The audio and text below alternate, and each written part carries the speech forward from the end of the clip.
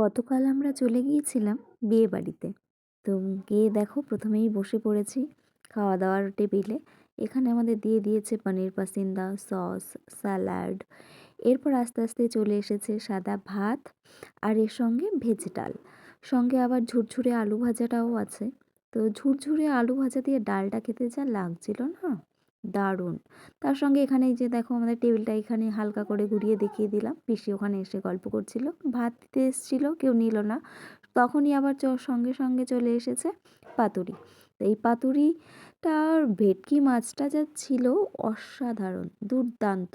তো এখানে আমরা সব পাতা খেয়ে ফেলে পুরো বাটিটাই ভর্তি করে দিয়েছি। এরপরে চলে এসছে পাবদা।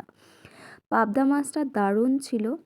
দেখো মাছটা পুরো ফ্রেশ, খেতেও খুব সুন্দর হয়েছিল। রান্নাবান্নাও অসাধারণ ছিল। তারপরে দিয়ে দিল বিরিয়ানি। এটা মাটন বিরিয়ানি ছিল, আমাকে ওপর থেকে চিকেন কষা দিয়েছে, আগেই দিয়ে দিয়েছে, এবার মাটনটা এই দিয়ে দিল। এবার মাটন বিরিয়ানিটা খেয়ে মাটনটা একটু দেখো, মাটনটা ওয়াও, জাস্ট অসাধারণ। ধরলাম আর খুলে গেল, এতটাই সফট হয়েছিল মাটন।